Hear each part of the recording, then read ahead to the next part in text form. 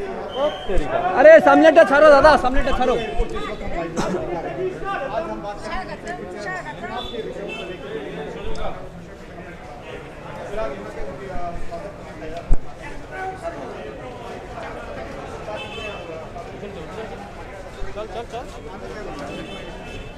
पीछे पीछे अमंदा पीछे चलो चलो चलो चलो भाई मोबाइल ढुकासना। अच्छी है, अच्छी बात है। और जो है हम उनमें से है, हम कार्यकर्ता जो हार से भी सबक लेते हैं। लेकिन अगर आप हार का मूल कारण जानना चाहते हैं तो मैं आपके माध्यम से बताना चाहता हूं। एक दिनाटा का उदाहरण देता हूं। 413 बूथ हैं, उसमें से सिर्फ और सिर्फ जो है 15 बूथ में हमारे कार्यकर्ता बैठ पाए। तो आप इससे ही कल्पना लगा सकते हैं कि कितना जो है टेरर पश्चिम बंगाल के ऊपर में आज ममता दीदी के कारण है। और इस हार का कारण एकमात्र कारण है, वो है कि हमारे कार्यकर्ताओं को बैठने नहीं दिया बूथ में, और हमारे जो वोटर थे उनको घर से नहीं निकलना दिया। ये पश्चिम बंगाल की आइडेंटिटी बन चुकी है। मुझे लगता है समय रहते हुए अगर हम पश्चिम बंगाल की जनता जाग जाए तो हम सब के लिए उचित होगा, तभी हम पश्चिम बंगाल को बचा पाएंगे। लेकिन मैं वही बता रहा हूँ ना, हमारे बूथ में कार्यकर्ता नहीं बैठ पा रहे हैं, और यहाँ तक कि जो हमारे वोटर्स हैं उनको घर से नहीं निकाल। आप देखिए, आप कल्पना करिए, आप मेरे से तो सवाल कर रहे हैं, आप जो है कभी मुख्यमंत्री आए, अब आप उनसे बात करिए ना, ये सब विषय रखिए ना। मतलब कितना टेरर जो है मतलब पश्चिम बंगाल के ऊपर में है, मुझे लगता है ये कल्पना से परे है। बीच में सिलीगुड़ी के लिए एक बहुत बड़ी क्षति हुई है। रत्ना भट्टाचार्य जी जो अशोक दा की धर्मपत्नी, मुझे बहुत खेद और दुख है। युवा मोर्चा के कुछ कार्यक्रम के चलते मैं उस समय नहीं आ पाया। मेरी संवेदनाएं उनके प्रति है। अशोक दा का पूरे सिलीगुड़ी के ऊपर में बड़ा योगदान है, ये सब हम जानते हैं।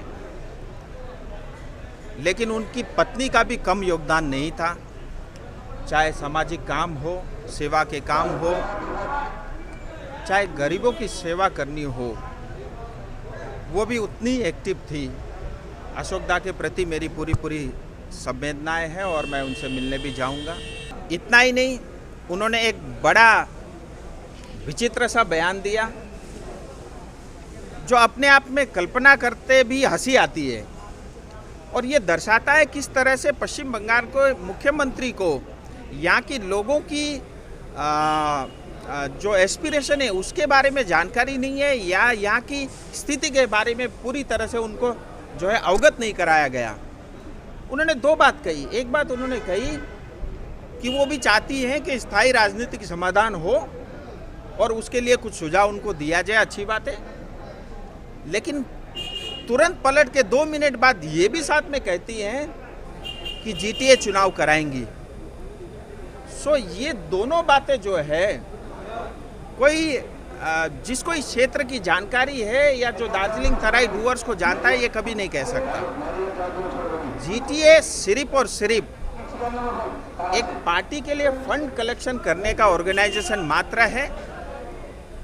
ये जनता की हित, डेवलपमेंट, उनकी अपेक्षा, उनकी आकांक्षा, उनकी सपनों को पूरा करने वाला कोई सेमी ऑटोनोमस बॉडी नहीं है।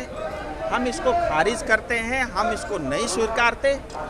इसीलिए स्थायी राजनीतिक समाधान के लिए वार्ता की शुरुआत हुई है। और ममता दीदी जी, आप वास्तव में चाहती है इस क्षेत्र की जनता का भला हो। मैं फिर आपको ये कहना चाहता हूँ कि जो स्थायी राजनीतिक समाधान केंद्र सरकार ने बुलाई है, मुझे लगता है सीनियर ब्यूरोक्रेट को, पॉलिटिशियन को पश्चिम बंगाल की तरफ से अपना पक्ष जो है उसके अंदर में रखने से मुझे लगता है ज़्यादा उचित होगा।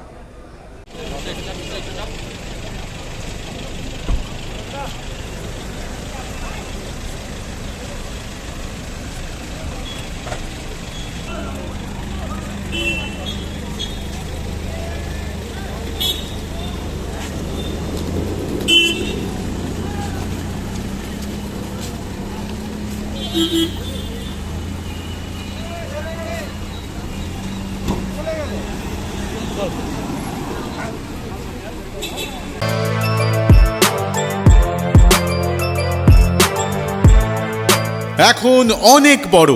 শ্রী লেদার্স, হাওড়া ময়দান।